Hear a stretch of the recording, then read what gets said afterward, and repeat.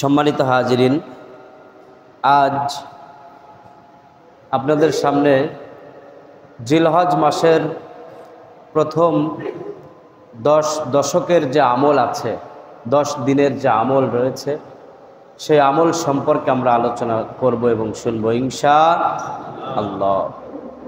কারণ হচ্ছে এই 10 দিন এবং এই 10 রাত আল্লাহ তাআলার কাছে এতই প্রিয়, এত পছন্দের যে আল্লাহ রাব্বুল আলামিন বলেন ওয়াল ফজর। আল্লাহ তাআলা বলছেন যে ফজরের কসম, ভোরের কসম, ওয়ালায়ালিন আশ। আল্লাহ রাব্বুল আলামিনের এই আয়াতের ব্যাখ্যা করতে গিয়ে মুফাসসিরিনে কেরাম বলেছেন যে আল্লাহ তাআলা যে 10 রাতের কথা বলেছেন, ওয়ালায়ালিন আশ, এই 10 দিন এবং রাতটাই হচ্ছে জিলহজের প্রথম 10 দিন। বলি সুবহানাল্লাহ। আমরা কিন্তু সেই মাসে পদার্পণ করে ফেলেছি অলরেডি। এখন জিলহজ মাস চলতেছে, জিলহজ মাসের 10 তারিখে ঈদুল আজহা। তো আমরা জিলহজ মাসের প্রথম 10 দিনের ব্যাপারে কথা আজকে আমরা শুনব ইনশাআল্লাহ। সবাই একটু আওয়াজ করে বলবেন যে আরবি মাস কয়টি বলেন তো? ইংরেজি মাস তো 12টা মাস, বাংলাও 12 মাস, আরবি কয়টা মাস বলেন তো? আরবিও 12 মাস নাকি? আরবিও 12 মাস। তো এই 12 মাসের মধ্যে আল্লাহ তাআলার কাছে সবথেকে সম্মানিত মাস হচ্ছে 4টা। কয়টা? 4টা। এই 4টা মাসের মধ্যে সবথেকে সম্মানিত মাস হচ্ছে জিলহজ মাস। বলি সুবহানাল্লাহ। এরপরে জিলহজ মাসের মধ্যে প্রথম 10 দিন হচ্ছে আল্লাহ তাআলার কাছে সবথেকে পছন্দের এবং প্রিয়। বলি সুবহানাল্লাহ। তার মানে আমরা সেই 10 দশকের মধ্যে রয়েছি, 10 দিনের এবং রাতের মধ্যে আমরা সময় পার করতেছি। আল্লাহ রাব্বুল আলামিন এই 10 দিনের ব্যাপারে পবিত্র কুরআনুল কারীমের মধ্যে আয়াত নাজিল করে আমাদেরকে জানাই দিয়েছেন এবং এর ফজিলত সম্পর্কে আমাদেরকে জানাইছেন। ইবনে আব্বাস রাদিয়াল্লাহু তাআলা আনহু বলেন, এই 10 দিনের আমল এবং ফজিলত আল্লাহ তাআলার কাছে সবথেকে গুরুত্বপূর্ণ, সবথেকে বেশি।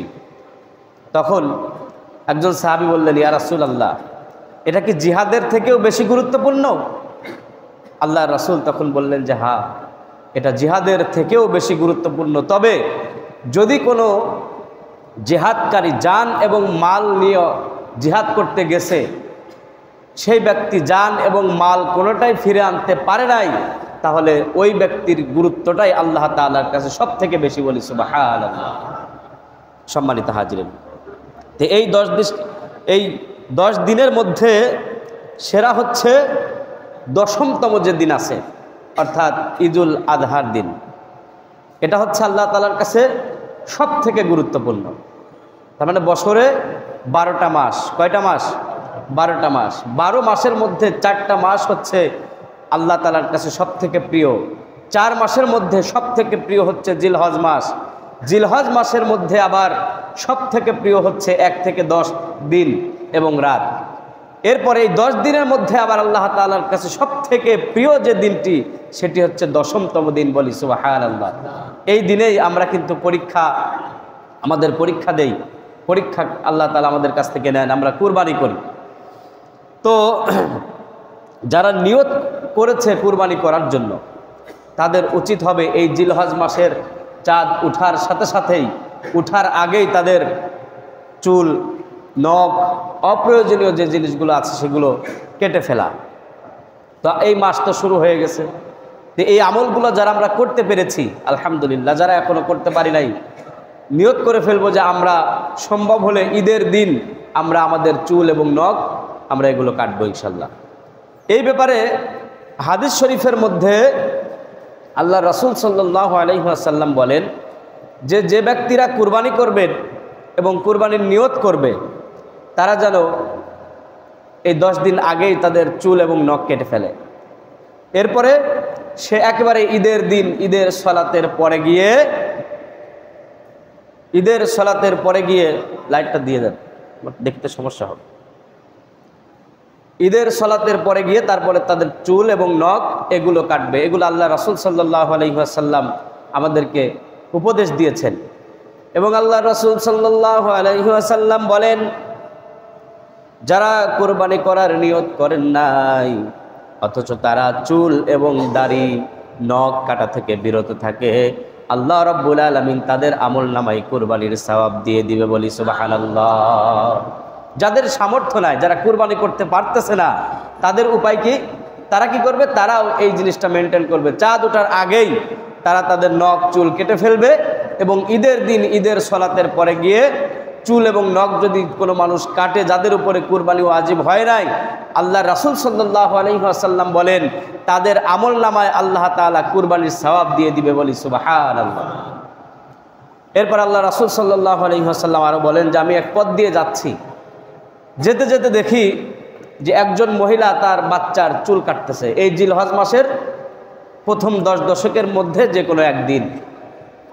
আল্লাহ রাসূল সাল্লাল্লাহু আলাইহি ওয়াসাল্লাম তাকে বললেন, আহারে তুমি যদি আর কয়টা দিন পরে অর্থাৎ ঈদুল আজহার দিনে যদি তুমি তার চুল কাটতে তাহলে কতই না ভালো হতো।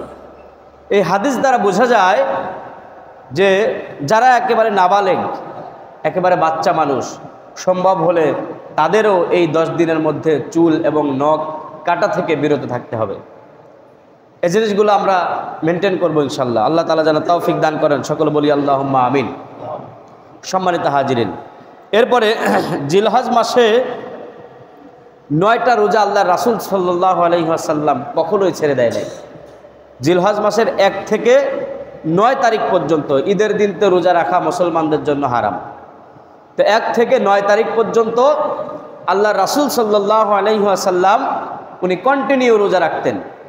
আল্লাহ রাসূল সাল্লাল্লাহু আলাইহি ওয়াসাল্লাম কখনোই 4টা আমল ছেড়ে দেয় নাই। যত বিপদ আসুক এই 4টা আমল আল্লাহ রাসূল সাল্লাল্লাহু আলাইহি ওয়াসাল্লাম নিয়মিত করতেন। তার ভিতরে 1 নাম্বার হচ্ছে মুহররম মাসের 10 তারিখ আশুরার রোজা। আল্লাহ রাসূল সাল্লাল্লাহু আলাইহি ওয়াসাল্লাম এই রোজা কোনোদিন ছেড়ে দেয় নাই। সুবহানাল্লাহ। মুহররম মাসের যে 10 তারিখের যে রোজা আছে, আশুরা দিবসের যে রোজা, এই রোজা আল্লাহ রাসূল সাল্লাল্লাহু আলাইহি ওয়াসাল্লাম কখনোই ছাড়তেন না। এরপর 2 নাম্বার হচ্ছে জিলহজ মাসের 1ম থেকে 9মতম দিন পর্যন্ত আল্লাহ রাসূল এই রোজাগুলো কখনো ছেড়ে দেয় নাই, যেটা এখন চলতেছে। আমরা যারা রোজা রাখতে পারি নাই, আমরা চেষ্টা করব বাকি দিনগুলোতে রোজা রাখার জন্য। যারা রোজা রেখেছেন তারা আলহামদুলিল্লাহ, আপনারা একেবারে 9 তারিখ পর্যন্ত রোজা রাখার চেষ্টা করবেন। তবে বিশেষ করে যদি কোনো মানুষ কোনো রোজাই আপনি রাখতে না পারেন, এই 9 দিনের মধ্যে 9টা রোজার একটা রোজাও রাখতে পারতেছেন না, এখনই নিয়ত করবেন আপনি 9মতম দিন যেটা আছে ওই দিনের রোজার নাম হচ্ছে আরাফাতের রোজা, আরাফের রোজা। ওই দিন সব হাজিরা আরাফাতের ময়দানে যান। এই দিনের বিশেষ একটি ফজিলত আল্লাহ তাআলার কাছে রয়েছেন। আল্লাহ রাসূল সাল্লাল্লাহু আলাইহি ওয়াসাল্লাম বলেন, যদি কোনো মানুষ আরাফার রোজা রাখেন, জিলহজ মাসের 9 তারিখের রোজা রাখেন, তাহলে তার আগের 1 বছর এবং পরের 1 বছরের গুনাহ আল্লাহ রাব্বুল আলামিন মাফ করে দেয়। বলি সুবহানাল্লাহ। চিন্তা করছেন, একটি রোজা রাখার ফলে 2 বছরের গুনাহ আল্লাহ তাআলা আপনাকে মাফ করে দিবেন। কত ফজিলত! এবার চিন্তা করেন, আমাদের যদি কোনোভাবে মিস হয়েও যায়, আমরা ঈদুল আজহার আগের দিন, সম্ভবত শুক্রবার দিন, এই দিনটাতে আমরা রোজা রাখবো। বৃহস্পতিবার সেহারি খাবো, শুক্রবার সারাদিন রোজা রাখবো ইনশাআল্লাহ। এরপর আল্লাহ রাসূল সাল্লাল্লাহু আলাইহি ওয়াসাল্লাম প্রত্যেক আরবি মাসের 14, 13, 14 এবং 15 তারিখ, 13, 14 এবং 15 তারিখ এই 3 দিন আয়ামে বীজ এর রোজা রাখতেন। প্রত্যেক আরবি মাসের 13, 14 এবং 15 তারিখ।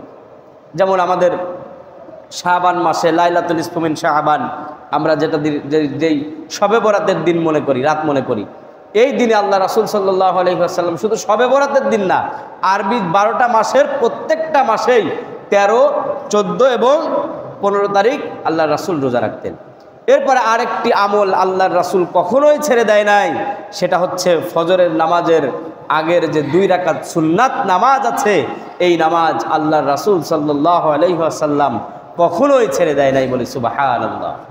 আমাদের কাছে অনেকেই প্রশ্ন করেন যে সুন্নাত না পড়লে কি কোনো সমস্যা আছে না?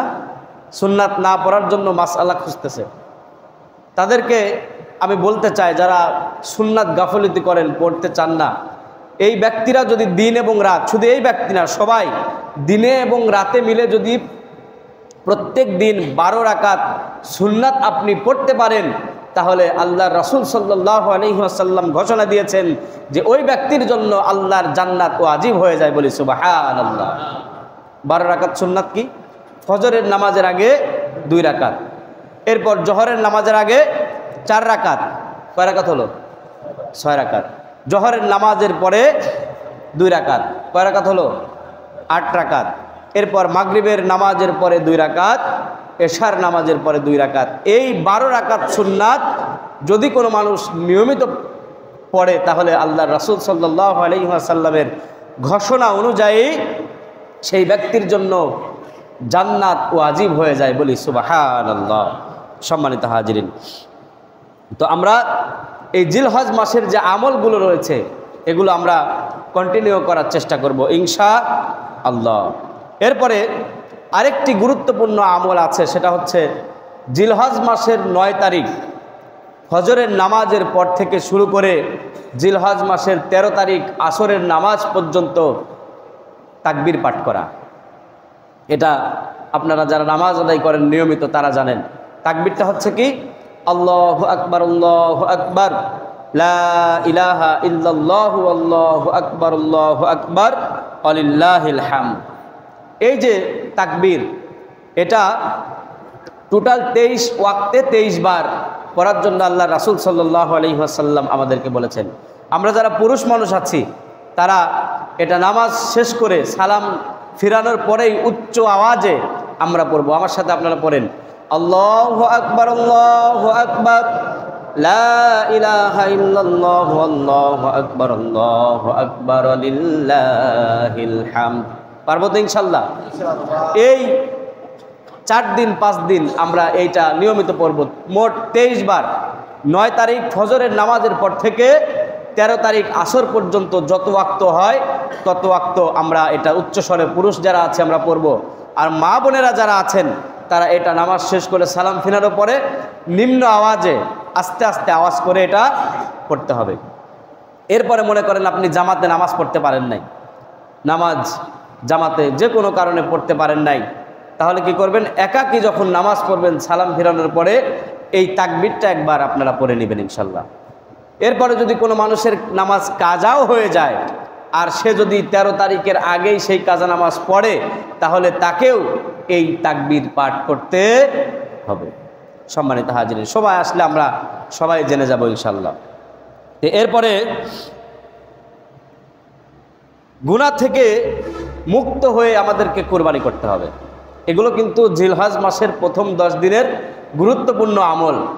অথচ এখানে যে কথা বলা হয়েছে যে গুনাহ থেকে মুক্ত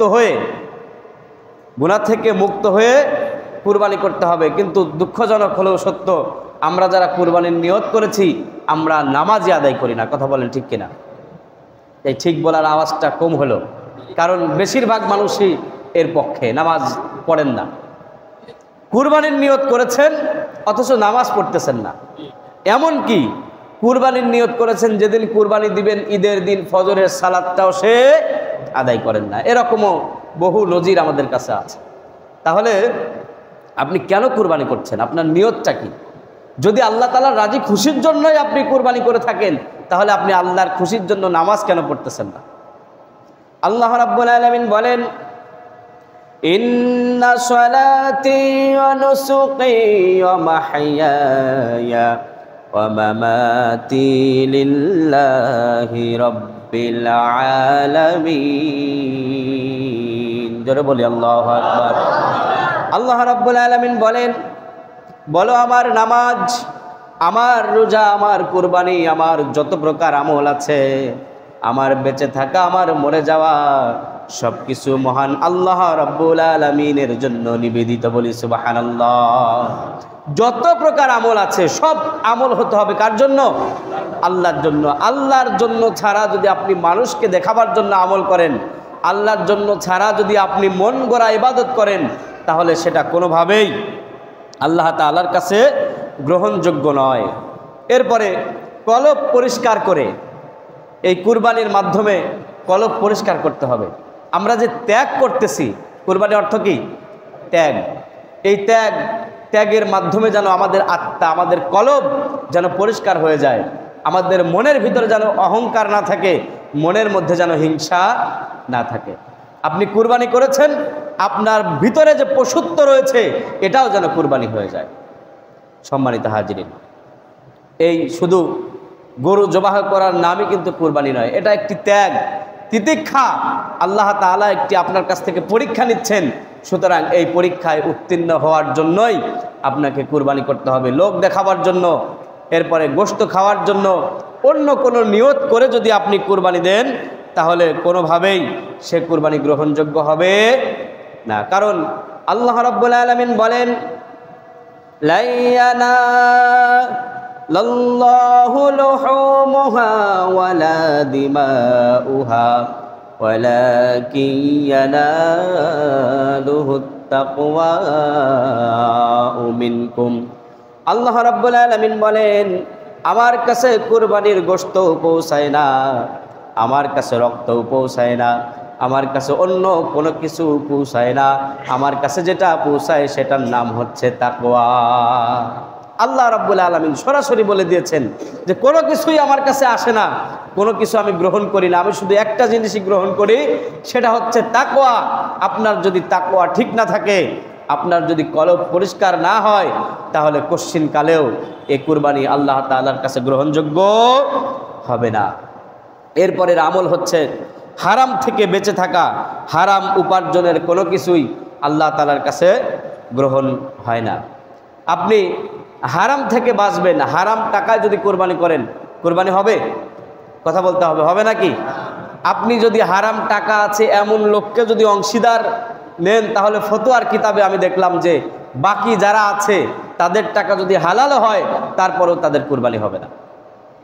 তাহলে আপনি যখন ভাগিদার ঠিক করতেছেন, তখন খুব যাচাই বাছাই করে ওর টাকা ঠিক আছে কিনা, হারাম টাকা আছে কিনা, সুদ খায় কিনা, ঘুষ খায় কিনা, এগুলো ভালোভাবে জেনে বুঝে তারপরে তাকে অংশীদার হিসাবে নিতে হবে। যদি কোনোভাবেই তার হারাম টাকা আপনার কুরবানির মধ্যে ঢুকায় দেয়, তাহলে আপনার কুরবানিও নষ্ট হয়ে যাওয়ার সম্ভাবনা আছে বা হয়ে যাবে। এটা এখন স্পষ্ট ভাষায় আসলে বলা দরকার। ফতোয়ার কিতাবে এভাবে এসেছে, তার কুরবানি কবুল হবে না, কারো কুরবানি হবে না। সম্মানিত হাজিরিন, এজন্য হারাম থেকে আমাদের বিরত থেকে তারপর আল্লাহ তাআলার ইবাদত করতে হবে। এরপরে সর্বশেষ যেটা, সেটা হচ্ছে বিশুদ্ধ নিয়ত হতে হবে। নিয়তের মধ্যে যদি কোনো গরমিল থেকে থাকে, নিয়তের ভিতরে যদি কোনো ঝামেলা থেকে থাকে, তাহলে সেটাও আল্লাহ তাআলার দরবারে গ্রহণযোগ্য হবে না। শুধু কুরবানির ক্ষেত্রে না, যে কোনো ইবাদত, এই ইবাদতের আগে নিয়ত ঠিক করতে হবে।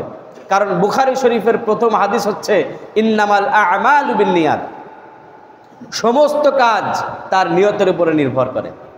আপনি নিয়ত করেছেন যে আল্লাহ তাআলা যদি আমার সামর্থ্য দেয়, আল্লাহ তাআলা যদি কবুল করেন, তাহলে আমি এইবার অবশ্যই কুরবানি করব। এটা আপনার একেবারে মনের নিয়ত, কোনো ঝামেলা ছাড়াই আপনি নিয়ত করেছেন। এখন কোনো কারণবশত আপনি কুরবানি করতে পারেন নাই, আল্লাহ রাব্বুল আলামিন আপনার কুরবানিও কবুল করে নেবে। বলি সুবহানাল্লাহ। যেমন এর দলিল হচ্ছে, আপনি কোনো ভালো কাজের নিয়ত করেছেন, ভালো কাজের নিয়ত করার সাথে সাথেই আল্লাহ তাআলা ফেরেশতাদেরকে অর্ডার দেয় যে সে যে ভালো কাজের নিয়ত করেছেন, এই ভালো কাজের সওয়াব যতটুকু হয় সেটা লিখে দাও। আর আপনি যদি খারাপ কাজের নিয়ত করেন, আল্লাহ তাআলা বলেন যে আগে লেখার দরকার নাই, আগে অপেক্ষা করো সে খারাপ কাজটা করে কিনা, খারাপ কাজের জায়গা পর্যন্ত সে যায় কিনা। যদি সে খারাপ কাজ না করে, যদি শুধু নিয়ত করে, তাহলে তার আমল নামায় সেই খারাপ কাজের গুনাহ লেখা হয় না।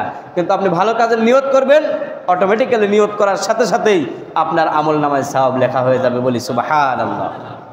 সম্মানিত হাজিরিন, এরপরে যদি আপনি খারাপ কাজের নিয়ত করেছেন, খারাপ কাজ করবেন, সেই জায়গা পর্যন্ত চলে গেছেন, যাওয়ার পর যদি আপনার নিয়তটা এমন হয় যে আমি আল্লাহ তাআলার রাজি খুশির জন্য আল্লাহ তাআলার এই নিষিদ্ধ কাজ আমি করব না। আল্লাহ তাআলা নিষেধ করেছেন, আল্লাহর জন্য যদি আপনি সেই খারাপ কাজ না করে চলে আসেন, তাহলে কি হবে? গুনাহ লেখা তো দূরের কথা, বরঞ্চ একটা খারাপ কাজ থেকে ফিরে আসলে আপনার আমল নামায় আল্লাহ তাআলা অসংখ্য সওয়াব লিখে দেয়। বলি সুবহানাল্লাহ। এবার চিন্তা করেন, এবার বোঝেন, যদি আপনি নেক নিয়ত করেন, সৎ নিয়ত যদি আপনার ভিতরে থাকে যে আমি কুরবানি করব, তাহলে অবশ্যই আল্লাহ তাআলার কাছে আপনার এই কুরবানি কবুল হবে। যদি আপনি কুরবানি কোনো কারণে করতে নাও পারেন, তাও আপনার কুরবানি কবুল হয়ে যাবে। কিন্তু যদি নিয়ত করেছেন সব ঠিক আছে, টাকা হারাম, হালাল টাকা না, এরপরে হালাল টাকা নিয়ত ঠিক নাই, তাহলে কি কুরবানি হবে? হবে না। এজন্য খুব খেয়াল করে চিন্তা ভাবনা করে তারপরে আমরা সবাই এই কাজগুলো করার চেষ্টা করব ইনশাআল্লাহ। আর একটা বিষয় আমরা সব সময় মাথায় রাখবো, সেটা হচ্ছে যে কুরবানির অর্থ যেহেতু ত্যাগ, আমরা চেষ্টা করব যে এই যাদের আমাদের উপরে কুরবানি ওয়াজিব হয়ে গেছে, তারা তো সারা বছর কুরবানির গোশত কিনেই খাইতে পারে, কি বলেন? যাদের ওয়াজিব হয়েছে তার মানে তাদের অর্থ সম্পদ বেশি আছে, তারা কিন্তু কিনতে পারে। কিন্তু যাদের উপরে ওয়াজিব হয় নাই, মানে তারা গরিব মানুষ, ঠিক কিনা? এরা কিন্তু সারা বছর কুরবানির গোশত বা এমনি গোশত কিনতে পারে না। সুতরাং আমাদের চিন্তা ভাবনা থাকবে যে যারা গরিব আছে, আমাদের প্রতিবেশী আছে, আমাদের আত্মীয় স্বজন আছে, তাদেরকে একটু বেশি বেশি করে দেওয়ার জন্য চেষ্টা করব ইনশাআল্লাহ। এই দেওয়ার মাধ্যমে আপনার তাকওয়া অর্জন হবে, আপনার ত্যাগ এটা পরিপূর্ণ হবে। আল্লাহ রাব্বুল আলামিন যেন এই মন মানসিকতা, এই ঈমানি শক্তি যেন আমাদেরকে দান করেন। সকলে বলি আল্লাহুম্মা আমিন।